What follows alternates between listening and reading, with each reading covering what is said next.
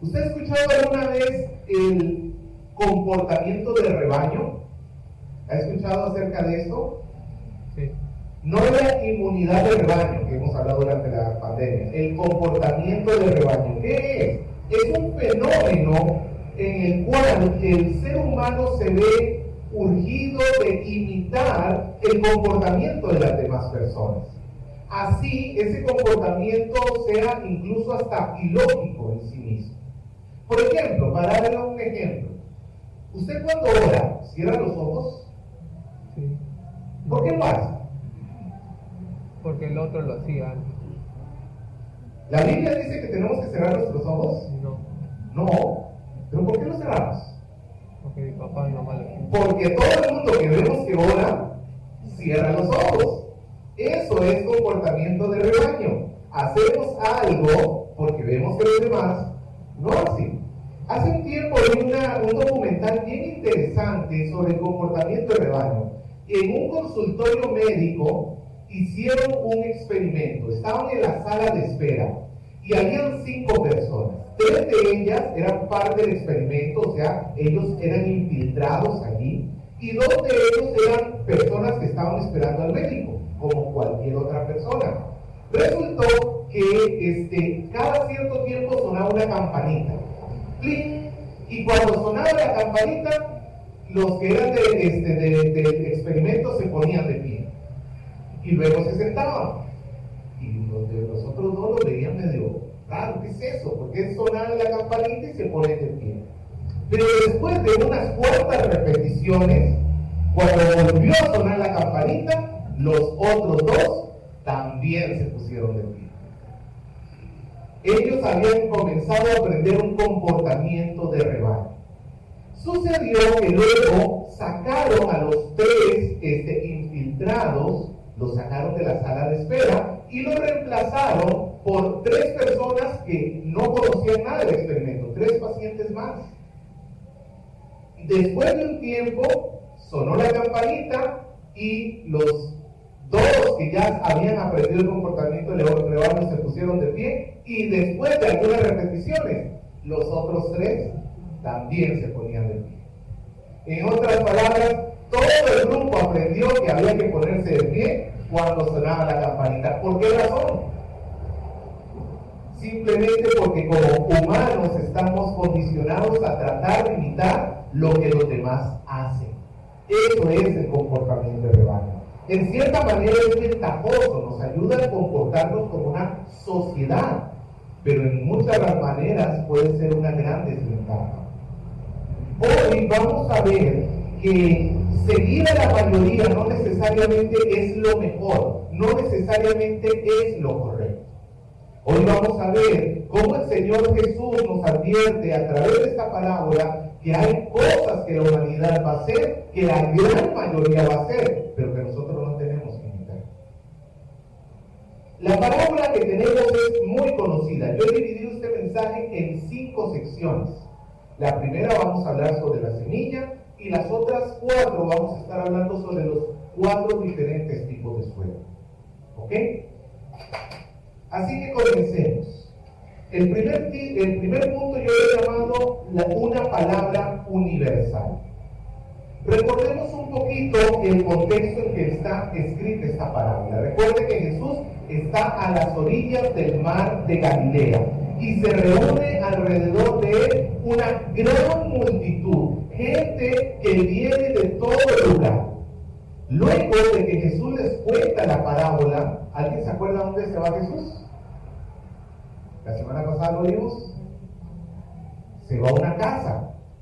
Y solamente algunos de los que escucharon la parábola van detrás de Jesús para preguntarle qué es lo que significa. ¿Se acuerdan? Los de afuera y los de adentro, que vimos la semana pasada. Solamente hay algunos que van a buscar el significado de la parábola.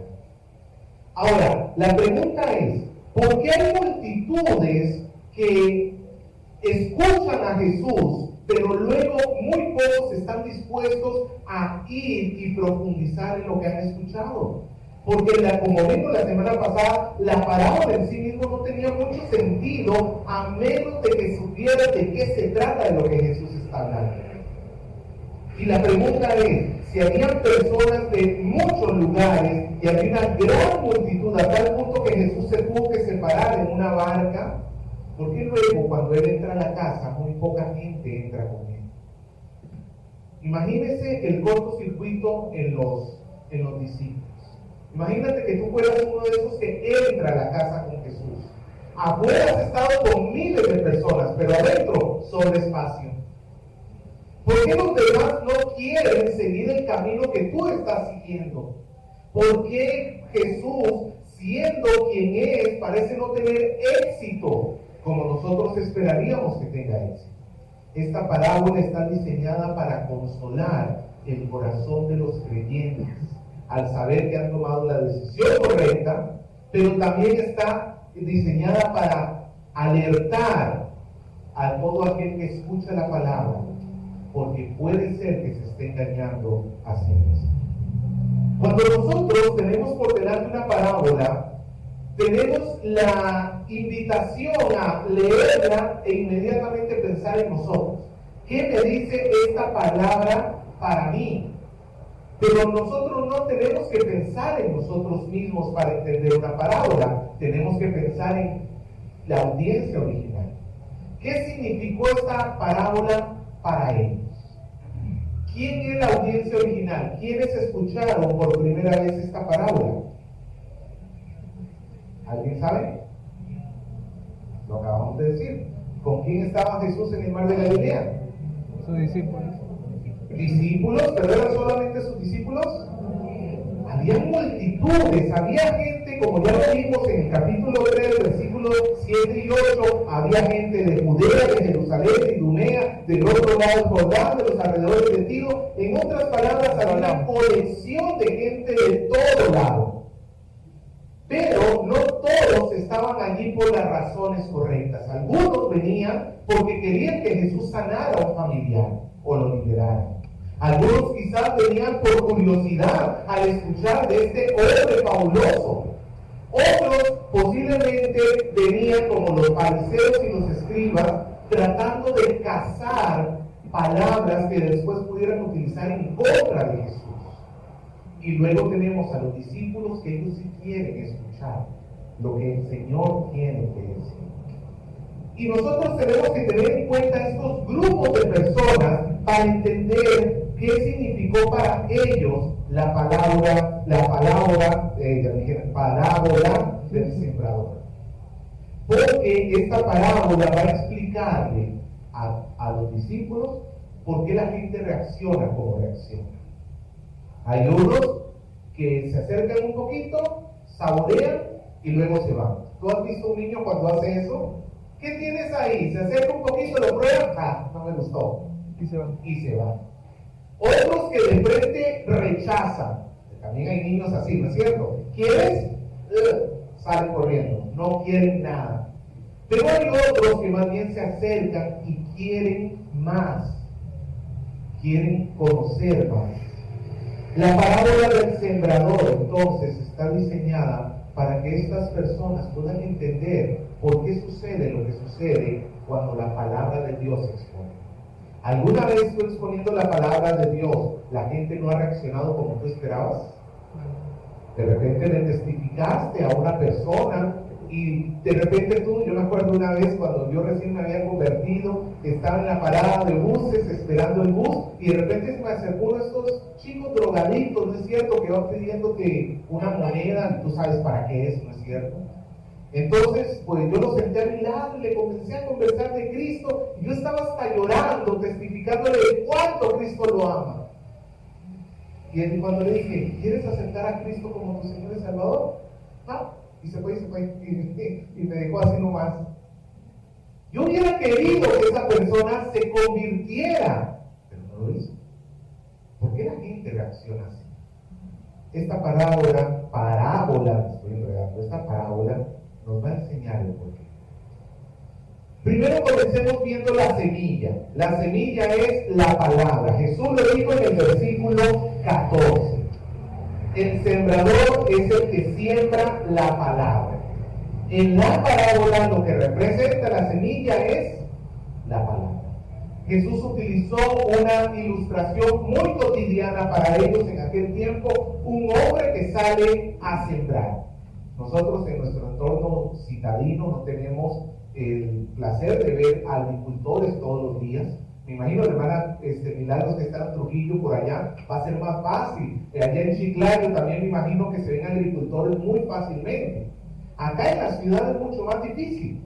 Pero Jesús utiliza una ilustración que es fácilmente identificable. Como nosotros vemos gente que sale a su trabajo todos los días, en un mercado, en una oficina, donde sea, así ellos verían todos los días a sembradores salir a hacer su trabajo. Y Jesús nos dice que hay un hombre que sale con una semilla y la esparce. Este hombre, si la semilla es la palabra, ¿quién sería el hombre que está tirando, por decirlo así, esta semilla? ¿Quién es el equivalente en el escenario que tenemos acá? Jesús. Es Jesús. Jesús es el sembrador que sale a sembrar la semilla. Y la semilla en sí mismo es el mensaje que Jesús ha venido a traer. Recuerden que en esta primera mitad del Evangelio de Marcos estamos resolviendo la pregunta: ¿quién es Jesús? Y recordemos que Jesús nos ha venido a decir que Él es el rey del reino de Dios. Él ha venido, ¿se acuerda?, para proclamar la libertad a los cautivos, para traer las buenas nuevas de salvación. Como dijo en el capítulo 1, versículo 15, Jesús dijo: el tiempo se ha cumplido, el reino de los cielos se ha acercado, arrepentíos y creed en el Evangelio. Aquí la palabra, la semilla que se siembra, es el Evangelio, es la invitación para que la gente deponga su necedad contra el Señor, deponga su rebelión contra el Señor y venga a Cristo como única forma de ser reconciliado por Él. Esa es la semilla en el contexto que estamos viendo. Esta semilla desafía a la humanidad. Es una sola semilla que se siembra en toda la humanidad y que necesita una respuesta.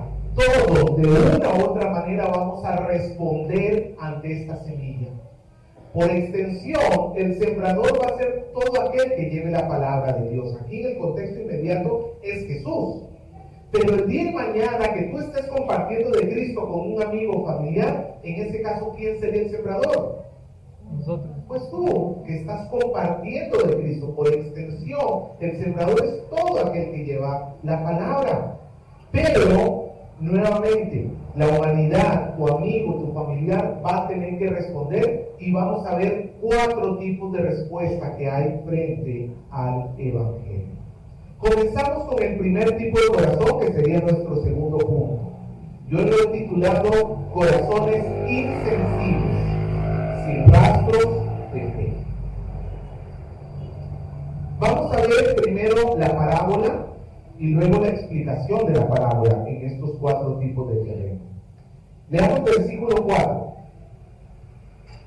Y al sembrar, aconteció que una parte cayó junto al camino, y vinieron las aves del cielo y la comieron.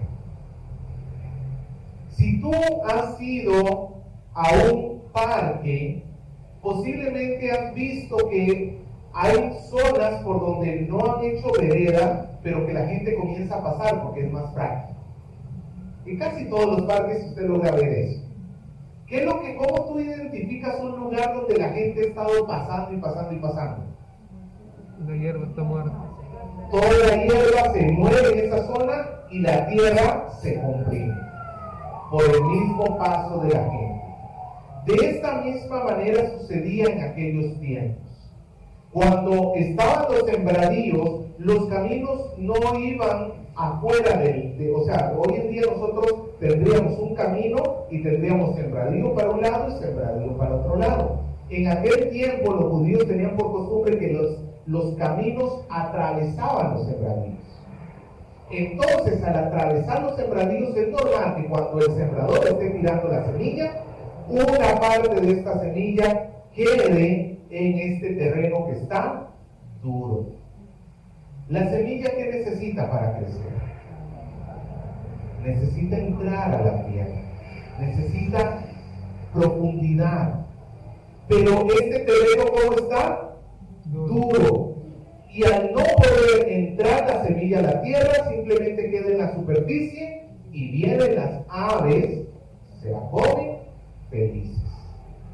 Eso es lo que Jesús nos dice. Ahora veamos la explicación. Versículo 15.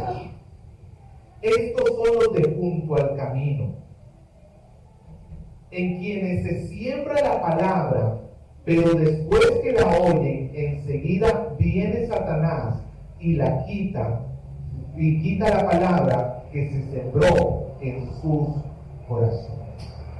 Estas personas, ¿quiénes son? Son personas de corazón insensible. Son personas que no reaccionan en sí mismos frente a la palabra de Dios. Ellos no son ignorantes. Como podemos decir que ninguno de los que estamos acá somos ignorantes de la palabra de Dios porque le estamos escuchando. No es una falta de conocimiento que hay en su corazón. Sabe cuál es el verdadero problema. No es que el predicador sea malo. No es que, no sé, es un día de mucho calor y me dio sueño y por eso me dormí en la iglesia. No, ¿sabe cuál es el verdadero problema de esta persona? La dureza de su propio corazón. Es una persona que rechaza con todas sus fuerzas a Dios y su palabra. En el contexto de nuestra historia, ¿quién se identifica con esta forma de ser? ¿A quién vemos constantemente rechazando a Jesús y al mensaje de Jesús? En el Evangelio de Marcos. Fariseos y escribas. Ojo, ellos son los que conocen mejor que cualquier otro la palabra de Dios, pero no están dispuestos a aceptar a Jesús como Señor y Salvador, a pesar que la misma palabra que ellos dicen conocer señala a Jesús como el Hijo de Dios. Ellos resisten con toda su fuerza, rechazan a el Señor, y entonces viene Satanás, que sería las aves del cielo, y quita la semilla. En otras palabras, Satanás se encarga de que cualquier influencia que pudiera tener esta persona sea quitada. Esta persona solamente va a obtener un corazón más duro después de esto. Ahora, ¿culpamos a Satanás por esto? No, porque la persona intencionalmente rechaza. Satanás lo único que viene es a sacar un poquito de brillo a ese corazón que ya está endurecido. Pero el que lo endureció, ¿quién fue? El mismo hombre. Ejemplo de estas personas. Yo sé que aquí no hay ningún fariseo publicano, pero sí puede haber personas que se creen muy justas por sí mismas. Yo soy bueno, yo no le he hecho daño a nadie, yo no me meto con nadie, yo no necesito en sí mismo la salvación porque yo soy bueno. O personas que son indiferentes ante el mensaje, están acá, pero no quieren estar acá. Simplemente su cabeza se envuelve, está en otro lado, esta persona anda por otro lugar y no desea, está enajenado al mensaje de salvación. O de repente está demasiado preocupado. La cuestión es que este tipo de terreno son las personas que no necesitan. Mira, si tú te han traído aquí, has venido por obligación aquí, tú calzas en este perfil. Tú calzas en este perfil. Si tú estás aquí porque no has tenido otra opción, déjame decirte, eso es un terreno duro, donde Satanás va a ser de las suyas. Y Satanás va a ser más duro lo que tú ya estás endureciendo. Pasemos al segundo tipo de terreno, lo que sería nuestro tercer punto. Los corazones impulsivos que no soportan la presión. Versículos 5 y 6 tenemos la parábola. Versículo 5. Otra parte cayó entre pedregales, donde no tenía mucha tierra, y brotó pronto porque no tenía profundidad de tierra, pero salió el sol y se quemó porque no tenía raíz, se secó. La semilla dice que cae entre pedregales. Israel es bien curioso. En Israel no estamos hablando de piedras en la superficie del terreno. Todo aquel que haya sembrado sabe que lo primero que tiene que hacer, ¿qué es? Limpiar el terreno, quitar las piedras. Mínimo lo que vas a hacer es quitar las piedras que están encima. Pero Israel es curioso. Estas piedras que se refiere el Señor Jesús no están sobre la superficie, sino que en el terreno de Israel, debajo de la superficie de la tierra, unos cuantos centímetros por debajo, hay una capa de rocas que un sembrador tendría que haber cavado más profundo para sacar esas rocas para limpiar el terreno.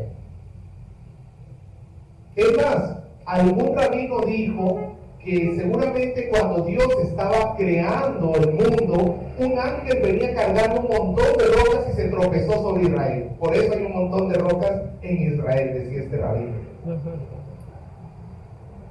El asunto es que esta semilla cae y comienza a tener fruto, o sea, comienza a crecer. En otras palabras, hay una primera intención. La semilla comienza a crecer, pero no puede llegar muy profundo porque hay una capa de rocas abajo. Entonces, como no tiene profundidad, muy fácilmente sale para arriba. Obviamente, entre más profundo esté una plantita, más tiempo le demora llegar hasta arriba. Pero esta está muy arriba, sale rápidamente. Sus raíces las debería extender para abajo, pero ¿qué se llega a encontrar? Una capa de roca que no le permite entrar a la raíz, y el asunto es que sale la planta y el sol comienza a darle, y esta planta no logra recibir la humedad que necesita y termina quemándose. Esa es la explicación que hace, esa es la parábola que hace Jesús. Pero ¿qué significa este tipo de terreno? Versículos 16 y 17. Estos son los que fueron sembrados en pedregales, los que cuando han oído la palabra, escuchen bien lo que dice, la reciben, al momento la reciben con gozo. ¿Alguno de nosotros ha escuchado con gozo la palabra de Dios? Bueno, yo espero que todos los que estén acá hayamos escuchado con gozo. Pero miren la diferencia con estas personas, versículo 17. Pero no tienen raíz en sí, sino que son de corta duración, porque cuando viene la tribulación o la persecución por causa de la palabra, luego tropiezan. Jesús ya nos había hablado sobre las personas en el primer punto que no querían nada con la palabra, ¿cierto? Pero ahora tenemos un segundo grupo que sí quiere algo con la palabra. De momento reciben, hacen la oración de fe contigo. Parece que hay primero una respuesta inicial. Brotan rápidamente, lo hacen con gozo. Ellos han aceptado el Evangelio, pero no se pusieron a pensar en las implicaciones del Evangelio. Por eso son impulsivos. Ellos aceptan el Evangelio porque quieren los beneficios de la salvación, pero no quieren someterse a la forma en como Dios trabaja. No quieren los problemas, no quieren los sufrimientos que conlleva el ser cristiano. A ellos han sido rápidos, quizás le vendieron un evangelio como pare de sufrir. Si tú vienes a Cristo, el Señor va a resolver tus problemas maritales, el Señor va a hacer que tu hijo cambie, el Señor va a hacer esto, el Señor va a hacer otro. Vienen porque han sido atraídos por algo del Señor, pero no les gusta el sufrimiento. Y el asunto es que el sufrimiento forma parte de la vida del cristiano. El sufrimiento forma parte de la forma en como Cristo nos está formando a nosotros. Pero no es cualquier tipo de sufrimiento que tenemos acá. Es el sufrimiento por la palabra. En otras palabras, estas personas, cuando comienzan a vivir como cristianos, otras personas van a comenzar a tener problemas con ellos.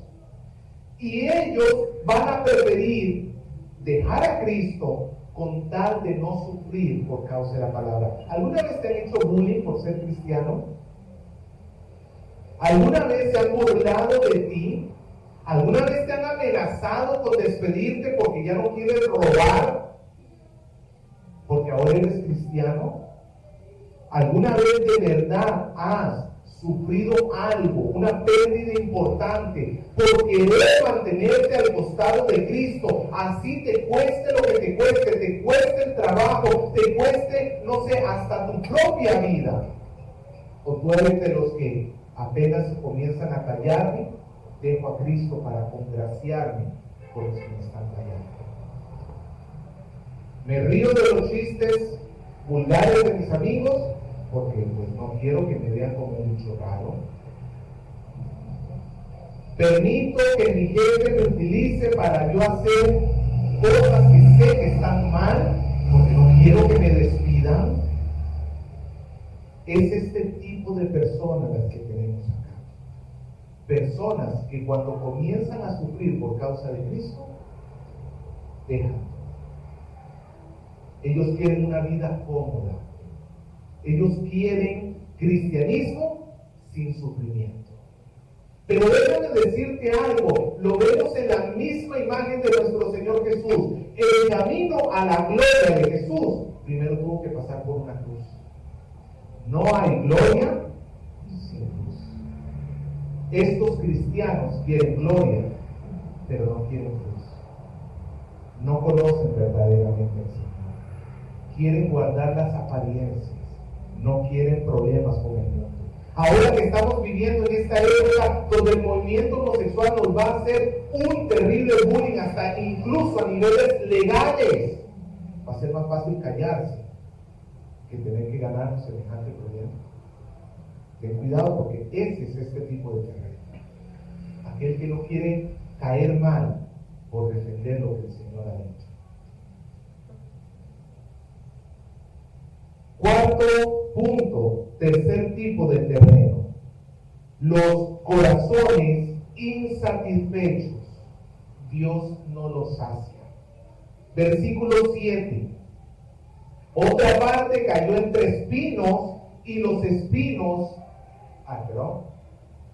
así, está bien. Y los espinos, nos dice el versículo 7, la ahogaron y no dio fruto. Ahora Jesús está refiriéndose a otro tipo de problemas que enfrenta la semilla. Dijimos que cuando un sembrador va a sembrar tiene que limpiar el terreno. Pero este terreno tiene espinos. A lo que hace referencia acá es a mala hierba, a hierba silvestre. ¿Sabe? Hace un tiempo, en una casa donde vivía mi familia, en Costa Rica, teníamos un paticito relativamente grande.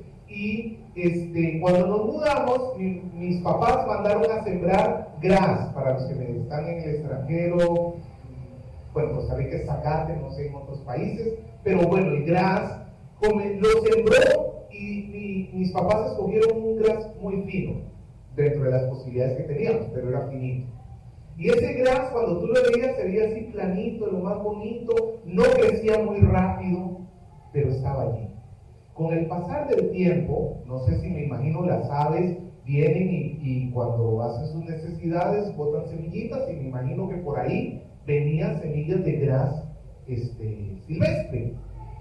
Y comenzó a crecer el gras silvestre donde estaba el gras fino.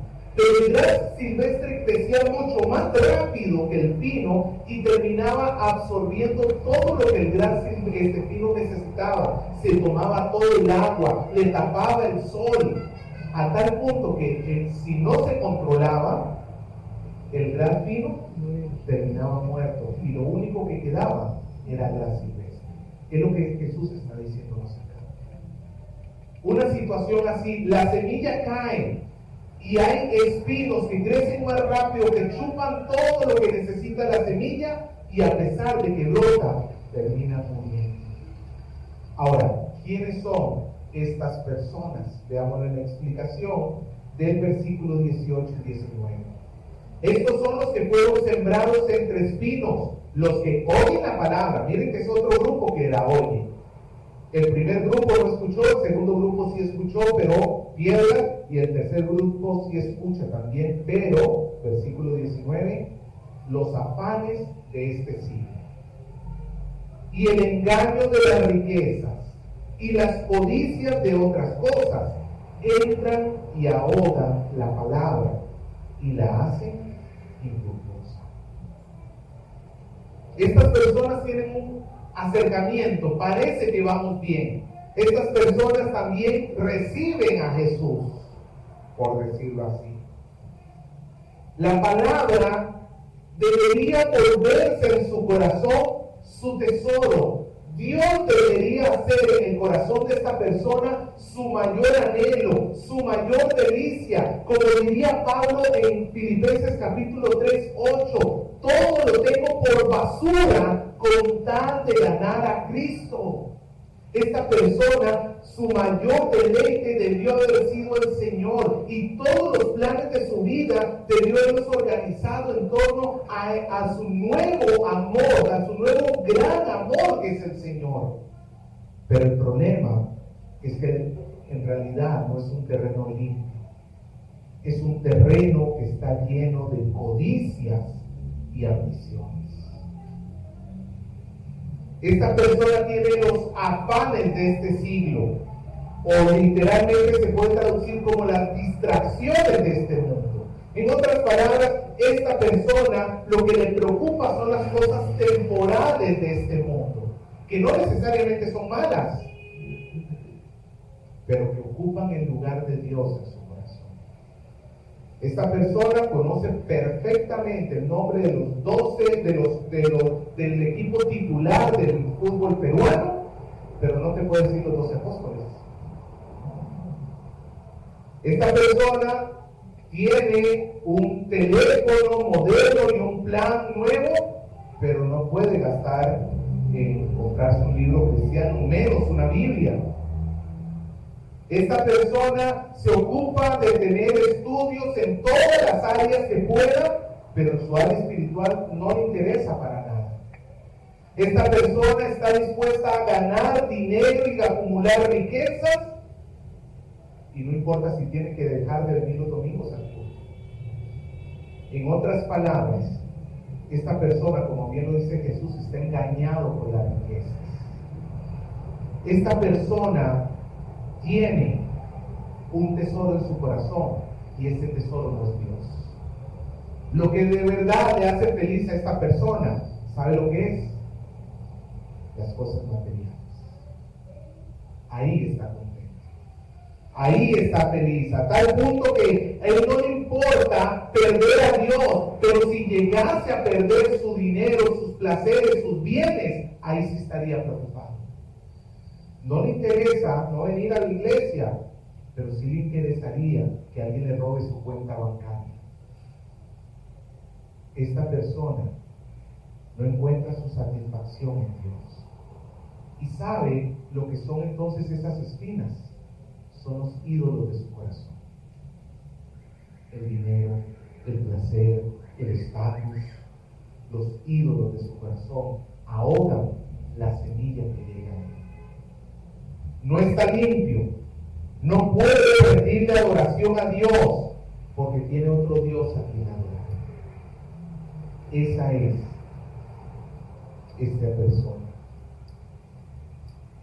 Muchas de las cosas que ama esta persona no son pecaminosas en sí mismas, pero él ha quitado a Dios del centro y ha puesto su placer. Llegamos al cuarto tipo de terreno, nuestro quinto punto en la prédica: los corazones productivos, llenos de fruto. En contraste con este desierto que vemos en los tres primeros terrenos, encontramos el oasis, versículo 8. Otra parte cayó en buena tierra y dio fruto, pues brotó y creció y produjo a 30, a 60 y a 100 por uno.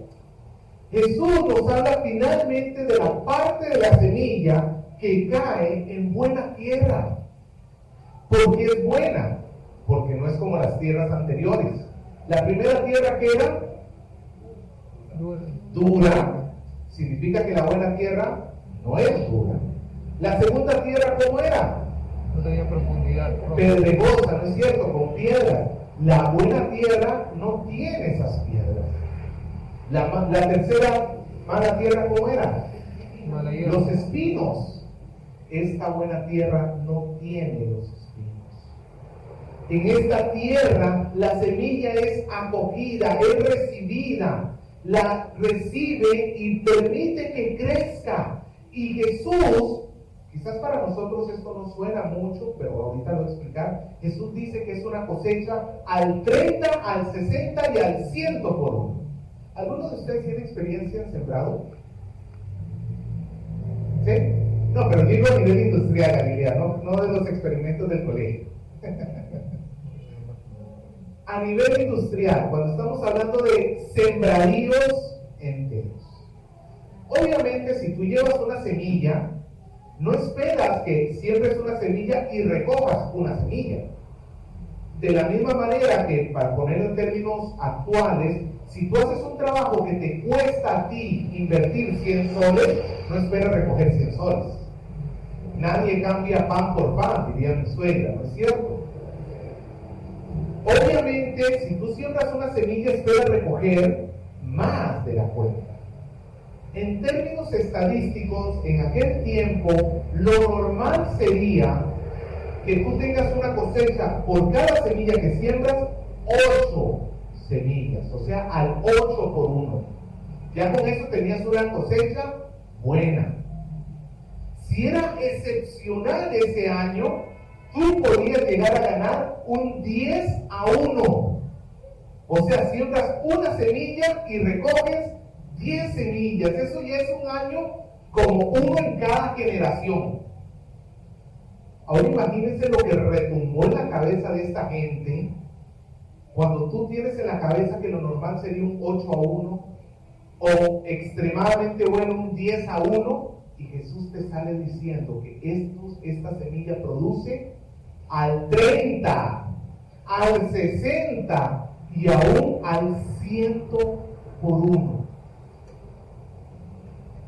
¿Logras recibir el choque en la cabeza que debió haber sido para estas personas escuchar cómo una semilla así puede generar tanto fruto?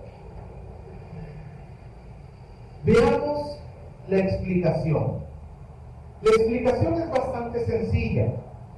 Mientras que hay otros tipos de corazones que rechazan al Señor, hay un solo tipo que sí lo va a aceptar. Ellos oyen la palabra, no como los del primer suelo, ¿se acuerdan? Los duros, los que rechazan. Ellos sí oyen. Pero a diferencia del segundo y tercer suelo, que sí de momento habían recibido la palabra, pero nunca dieron fruto, aquí sí encontramos fruto. ¿A qué se refiere aquí por fruto en este contexto? A la fe. A creer que Jesús verdaderamente es el Señor. A creer que ese hombre que está allí hablando desde una barca es verdaderamente el Hijo de Dios encarnado, el Rey del reino de Dios, el único que nos puede reconciliar con el Padre, el único que viene a hacer amistad entre Dios y los hombres. Él es el Hijo de Dios. Fruto aquí es fe. Y estas personas están dispuestas a renunciar a cualquier cosa con tal de ganar a Cristo. Nuevamente, no como el terreno entre espinos, que tenía su mayor tesoro en la riqueza. No, esta persona pone su mayor tesoro en Dios. No es como el terreno pedregoso, donde cuando viene la persecución por causa de Cristo, ellos abortan la misión. No, ellos están incluso dispuestos a sufrir por causa de Cristo, porque su tesoro es el Señor. Y Jesús nos dice que hay diferentes tasas de crecimiento. Quizás tú ves con desmérito al que creció en 30 y al que creció en 60, y tú quieres ser el que creció al 100 por uno. Pero el propósito no es tratar de establecer a unos mayores y a unos menores. El propósito es mostrar que en contraste con la esterilidad de la fe del mundo, un verdadero creyente se va a identificar porque tiene verdadera fe. Imagínense los 3 primeros tipos de suelo. ¿Qué encontrarías tú en esos lugares? Nada. En uno encuentras tierra dura, en otro encuentras maleza seca porque el sol la quemó, y en otro encuentras un montón de mala hierba. ¿Encuentras fruto? No. Pero llegas a la tierra fértil. Ya ponle la más chiquita, la de 30 nomás. 30 frutos por cada semilla sembrada. Eso, amado hermano, es exuberante. A diferencia de la dureza del corazón del mundo, el corazón del creyente sí se identifica fácilmente. Pero lamento decirles que valgan verdades, aquí donde estamos nosotros hoy, no tenemos certeza de algunos que de verdad estén en Cristo. ¿Por qué no hay certeza? Porque la vida que estamos viviendo no lo refleja. No hay fruto, no se ve una constancia, un hambre por la palabra, un deseo por crecer, un deseo por amar a Dios, un deseo por servirle. No se nota en algunos casos. Y a esos hoy los estoy desafiando para que puedan tener oídos para oír, que dejen de endurecer sus corazones, que dejen de tener un Dios en su corazón, un ídolo en su corazón, que depongan su rebeldía y vengan a Cristo en arrepentimiento y fe. A eso les digo, solamente el Señor puede transformar tu duro corazón en un corazón bueno. Dicho sea de paso, y aprovecho aquí para decir, ¿cuántos seres humanos por naturaleza propia son de este cuarto tipo de terreno, del corazón bueno? 0. Todo ser humano pertenece por naturaleza propia a uno de los 3 tipos. Y el único que puede transformar estos malos corazones en el cuarto tipo de terreno es el Señor. Y es lo que el Señor puede hacer con tu vida. Así que si tú hoy ves, te sientes desafiado, encuentras que tu vida es estéril en lo cristiano, ven a Cristo verdaderamente en arrepentimiento y fe. Deja de jugar al cristiano y cree en el Señor Jesucristo. Pero para los que son creyentes verdaderos y sufren el bullying y ven cómo los demás los han apartado y los han separado, y tú dices, pero ¿qué pasa? ¿Por qué no hay más personas que siguen al Señor? Esta parábola nos muestra que hemos escogido el camino correcto. Así sean pocos, así seamos pocos, pero hemos escogido el camino correcto. Podemos estar tranquilos. Así ha habido multitudes junto al mar de Galilea, y muy pocos sean los que vienen a escuchar dentro de la casa a Jesús con su explicación. Así hayan sido muchos los que andan primero por el camino ancho, que parece grande, que parece voluminoso, pero ¿a dónde lleva? A la perdición. Y muy pocos son los que toman el camino angosto, la puerta estrecha. Pero recuerda que ese lleva la vida. Así te hagan bullying por Cristo. Así te despidan por causa de Cristo. Así tengas que ir a la cárcel y aún te llegaran a ejecutar por causa de Cristo. Estás en el camino correcto. Tu galardón, dice la palabra, será grande en los cielos. No le temas al hombre lo que puede hacer el hombre, porque el hombre solamente puede matar el cuerpo. Témele al Señor, que puede arrojar el alma en el infierno. Gracias a Dios, si tú eres del cuarto tipo, gracias a Dios. Pero no te quedes ahí estacionado. Mira que el propósito de Dios es el fruto. Crece. ¿Cómo creces? Lo más básico es leer la Biblia todos los días, Si hiciéramos una encuesta a conciencia de cuántos de nosotros estamos leyendo la Biblia todos los días, me da miedo hacerla. Sinceramente me da miedo hacerla. Orar todos los días.